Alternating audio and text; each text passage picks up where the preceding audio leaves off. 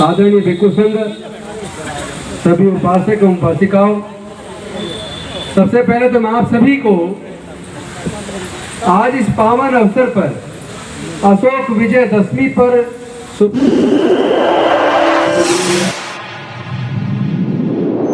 इस news channel पर जो भी वक्ता ने कहा वो उसकी अपनी राय है, जिसकी पुष्टि नेशन न्यूज इंडिया नहीं करता। धन्यवाद। शुभकामनाएं देता हूं। सबका मंगल हो, सबका कल्याण हो, सबको कल्याण का मार्ग मिले, सभी प्राणी खुशी रहे। आज के दिन बहुत ही ऐतिहासिक दिन है। आज के दिन जब सम्राट अशोक ने कलिंग पर विजय प्राप्त की और विजय प्राप्त करने के बाद उनको लगा कि मैंने दुनिया जीत ली, मैंने जग जीत लिया। चारों तरफ लाशें ही लाशें थी, खून ही खून था। और सम्राट अशोक यह सोचकर प्रफुल्लित थे कि मैंने कलिंग को जीत लिया, मैंने दुनिया को जीत लिया। लेकिन ये भिक्षु ने सम्राट अशोक से पूछा, क्या तुमने अपने अंदर पल रहे राग, द्वेष, लोभ, मोह और अहंकार को जीत लिया? सम्राट अशोक चुप हो गए। फिर बंते जी ने कहा कि क्या ये जो चारों तरफ लाशें ही लाशें हैं, क्या तुम इनमें से किसी एक को भी जिंदा कर सकते हो? यह सुनने के बाद सम्राट अशोक बेहद चिंतित हो गए और उन्होंने वो बुद्ध के शरण में आ गए, बौद्ध धर्म की दीक्षा ली। आज ही के दिन शस्त्र त्याग कर बौद्ध धर्म की दीक्षा लेकर और यहाँ से उन्हें पूरी दुनिया को शांति और मानवता का संदेश देने का काम शुरू किया। यहाँ तक कि अपनी पत्नी, वो अपनी बेटी और बेटे को भी विदेशों में बौद्ध धर्म के प्रचार प्रसार के लिए भेजा। आज का दिन हम सब के लिए, सभी मानवतावादी लोगों के लिए, जो लोग जातिवाद, छुआछूत से दूर मानवता को तवज्जो देने वाले लोग हैं, उनके लिए बहुत महत्वपूर्ण है। क्योंकि आज ही के दिन डॉक्टर बाबा साहेब अम्बेडकर जी ने अपने लाखों अनुयायियों के साथ नागपुर की दीक्षा भूमि में बौद्ध धर्म की दीक्षा ली। तो पहले तो मैं आप सभी को अशोक विजयदशमी की बहुत बहुत शुभकामनाएं देता हूँ, मंगल कामनाएं देता हूँ। लेकिन अब इससे आगे बढ़ने की जरूरत है। केवल रस्म अदायगी से काम चलने वाला नहीं है। अभी आपने देखा है 22 प्रतिज्ञाएं दोहराई, मैंने नहीं दोहराई, इसलिए नहीं दोहराई, मैं दीक्षा ले चुका हूं। मैं 22 प्रतिज्ञाओं को अपने जीवन में आचरण में उतार चुका हूं और एक बार अगर उतार ली तो मुझे बार बार उसको दोहराने की जरूरत नहीं है। लेकिन जो लोग बार बार दोहराते हैं, मेरा उनसे निवेदन है कि आप तथागत बुद्ध के धम्मों को अपने आचरण में लाएं, 22 प्रतिज्ञाओं को अपने आचरण में लाएं और पूरे दुनिया में शांति और मानवता के लिए काम करें। क्योंकि नफरत से कभी दुनिया आगे नहीं बढ़ सकती, प्यार से दुनिया आगे बढ़ सकती है। आज पूरे दुनिया में नफरत किस कदर हावी है। आप मणिपुर में देखिए क्या हुआ, और आज आप देख रहे हैं रसिया यूक्रेन के अंदर कितने लोग, बेकसूर लोग मारे जा रहे हैं। फिलिस्तीन और इजराइल के बीच आप देख रहे हैं कितने महिलाएं, छोटे छोटे बच्चे, कितने निर्दोष लोग मारे जा रहे हैं। ऐसे नफरत के वातावरण में जहां धर्म नफरत बढ़ा रहा है, वहीं पर धम्म शांति पैदा कर रहा है, प्यार बढ़ा रहा है। पूरे दुनिया को शांति की जरूरत है और मैं समझता हूँ शांति बुद्ध के धम्म में है, जहाँ दया है, करुणा है, ममता है, शील है, प्रज्ञा है। तो ये बुद्ध का धम्म कोई छोटी चीज नहीं है, ये रस्म अदायगी की बात नहीं है। पूरे दुनिया को शांति के लिए बुद्ध के धम्म के को अपने आचरण में लाने की जरूरत है। जहां जहां बुद्ध का धम्म फैलेगा, वहां वहां शांति फैलेगी, प्यार फैलेगा, तरक्की होगी, खुशहाली होगी, विकास होगा। और इस अवसर पे एक बात जरूर कहूंगा, डॉक्टर बाबा साहेब अम्बेडकर 24 सितंबर 1932 को पूना पैक्ट पर समझौता पर साइन करने के बाद दुखी क्यों थे? उनका मन दुखी क्यों था?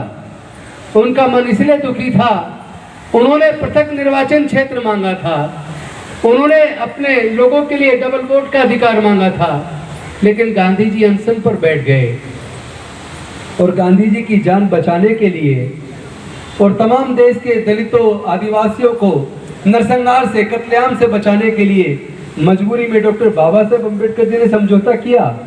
लेकिन उस समझौते का जो परिणाम देखकर डॉक्टर बाबा साहेब अम्बेडकर मन से दुखी थे और उन्होंने कहा था कि मेरा मन करता है कि आज मैं बिजली के खंभे को चिपक के अपनी जान दे दूं, क्योंकि वो जानते थे कि ये पूना पैक्ट के द्वारा जो हमारे प्रतिनिधि चुनाव जीत कर जाएंगे वो हमारे नहीं होंगे, वो समाज की आवाज नहीं बनेंगे, वो गुलाम होंगे, वो अपनी अपनी पार्टी के इशारे पर काम करेंगे।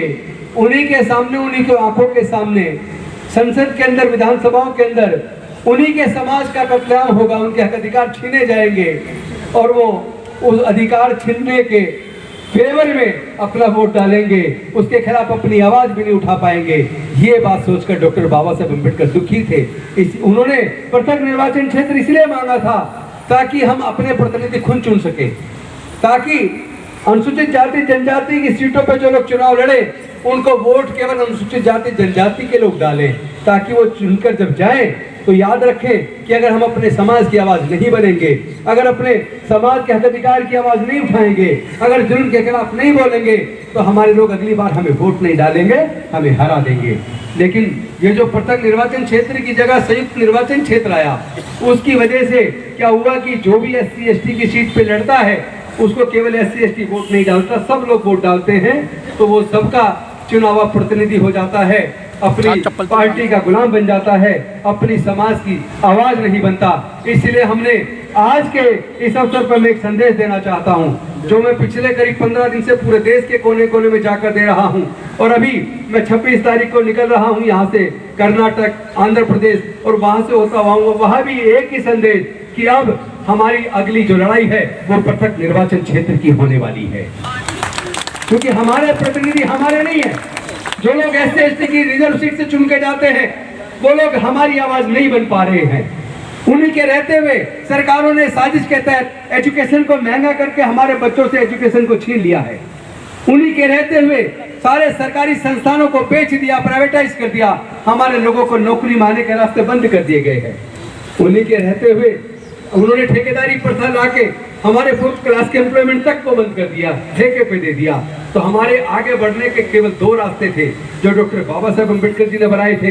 पहला, जो हमारे हजारों साल से पढ़ने लिखने पर धार्मिक बंदिश थी, व्यापार करने पर धार्मिक बंदिश थी, संपत्ति अर्जित करने पर धार्मिक बंदिश थी, उस बंदिशों को तोड़कर डॉक्टर बाबा साहेब अम्बेडकर ने हमारे पढ़ने लिखने के रास्ते खोलकर, शिक्षण संस्थानों में हमें रिजर्वेशन दिलवाकर, हायर एजुकेशन में आगे बढ़ने का रास्ता खोलकर और रिजर्वेशन के माध्यम से सरकारी नौकरियों में आगे बढ़ने का जो रास्ता बनाया था, वो इन्हीं सरकारों ने धीरे धीरे वो दोनों रास्ते हमारे बंद कर दिए।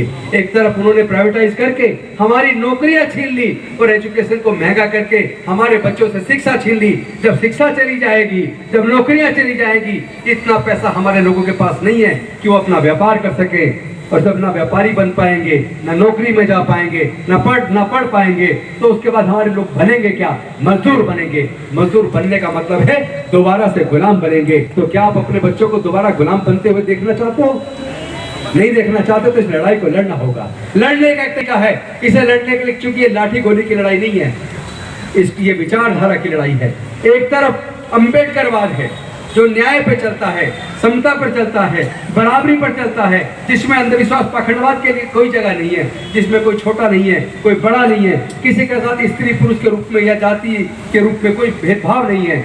तो एक तरफ अम्बेडकरवाद की विचारधारा है और दूसरी तरफ ब्राह्मणवाद की विचारधारा है, मनुवाद की विचारधारा है, जिसमें विषमता है, शोषण है, छुआछूत है, ऊंच नीच है, अंधविश्वास है, पाखंडवाद है, जहाँ केवल और केवल गुलामी है। तो या तो गुलामी का रास्ता चुन लो या फिर स्वतंत्रता का, डॉक्टर बाबा साहब अम्बेडकर का विकास का रास्ता चुन लो। ये आपको तय करना है कि आपको क्या चुनना है। आपको अपने बच्चों के लिए खुशहाली और प्रगति चाहिए या अपने बच्चों को गुलामी चाहिए, ये आपको तय करना है। तो अम्बेडकरवाद और ब्राह्मणवाद दो विचारधाराओं में से किसी एक विचारधारा को चुनो। जो लोग दोनों विचारधाराओं पर पैर रखते हैं वो डूब जाया करते हैं। हमारे लोग क्यों पिछड़ रहे हैं? क्योंकि हमारे लोग दोनों विचारधारा पे पैर रखे हुए हैं। अरे मैं कहना चाहता हूँ इस विजयदशमी के अवसर पर जब आप बौद्ध बन गए तो बुद्ध के धम्म को अपने आचरण में क्यों नहीं लाते?